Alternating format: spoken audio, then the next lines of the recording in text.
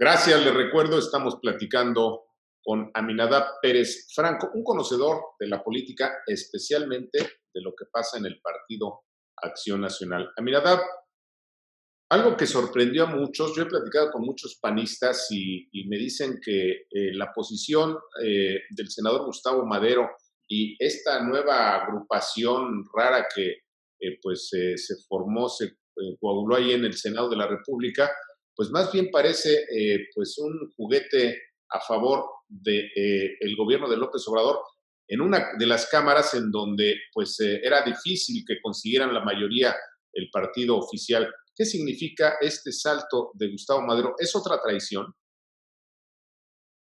A ver, Gustavo Madero, de alguna forma, desde que dejó la presidencia del partido, y aquí lo hemos platicado en ocasiones anteriores, pues se encontró con que sus sucesores que él pensaba que le iban a ser muy leales no le han sido, ¿no? Estamos hablando de Ricardo Anaya y de Marco Cortés, ¿no?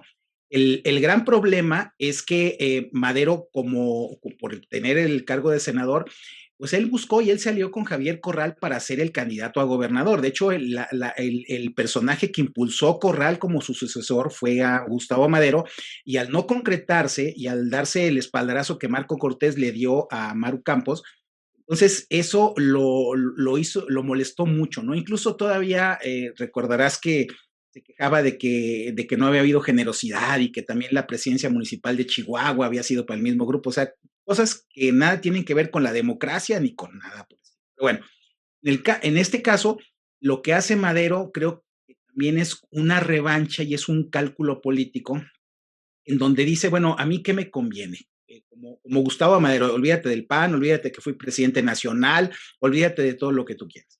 Entonces, al reunirse con los personajes como Germán, al reunirse con Álvarez y Casa, etcétera, lo que tienes es a un bloque que se conforma como una fuerza capaz de negociar con el gobierno o capaz de no negociar. De Entonces, hacer, eso le, perdón, de hacer lo que les plazca como elemento de juego. por supuesto, sí. A ver, es que eso le quita el apego al grupo parlamentario. O sea, en ese sentido, él ya no tiene que disciplinarse, ya no tiene que responder a lo que sería propiamente el proyecto del partido o a la alianza o a las alianzas del partido esta de Va por México. Él de alguna forma dice, bueno, pues yo además estoy en contacto con gente que está muy cerca de Morena, porque bueno, Germán Martínez, por más que haya formado parte de ese grupo, yo creo que Morena está perfectamente de acuerdo en que lo haga. Realmente no ha habido una ruptura de él con el presidente, ni con el presidente de Morena, etcétera. Entonces, ahí abre la incertidumbre de que cuando vienen los temas álgidos como estos, como la reforma energética, o lo que pasó ahora en la discusión de la ley de ingresos, todo eso, entonces hay una posición en donde dices, la oposición que tiene que ser un frente para contener toda esta oleada de Morena destructora de la economía y destructora de las instituciones, pues aquí abre una fisura justamente a cambio de no sé qué ventajas le pueda dar a Madero y a este grupo de senadores, pues podría eventualmente tomar una decisión que le afecte mucho al país y eso, insisto, tiene que ver solamente con sus intereses personales, no tiene nada que ver con el bien de México.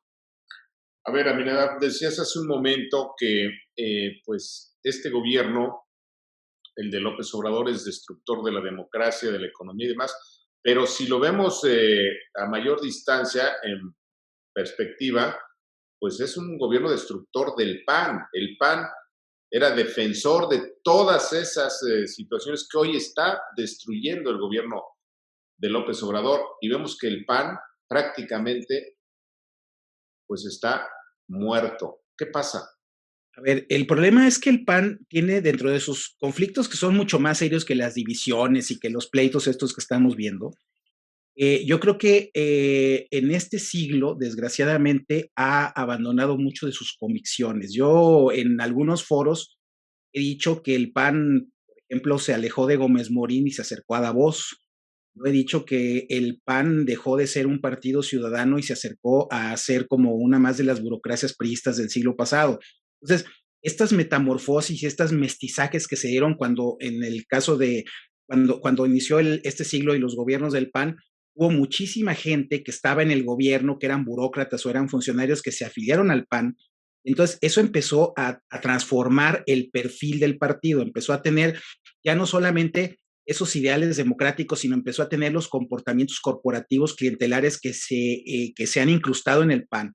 Entonces, eso te lleva a que sobre todo lo más grave es que las convicciones de fondo son las que no están ya presentes. Tú ves un montón de panistas que se declaran liberales o que No, se declaran progresistas, incluso peor, ¿no? Votando, por ejemplo, en Querétaro, que se acaba de votar el tema del matrimonio igualitario y la despenalización del aborto. Dices, bueno, y son legisladores del PAN los que lo avalan, ¿no? Entonces tú dices, bueno, entonces, ¿dónde está ese partido que defendía la vida, que defendía lo que es la dignidad del ser humano? O sea, yo no digo que haya cosas o fenómenos que no merezcan un trabajo legislativo. El problema de fondo es que hay una postura del PAN. En el caso, por ejemplo, de todo de todo lo que es la ideología de género, tienes que, en el caso del PAN, para nosotros todas las personas tienen una eminente dignidad, pero la ideología de género es una preferencia, no es una esencia, porque la esencia para nosotros los panistas es que son personas que tienen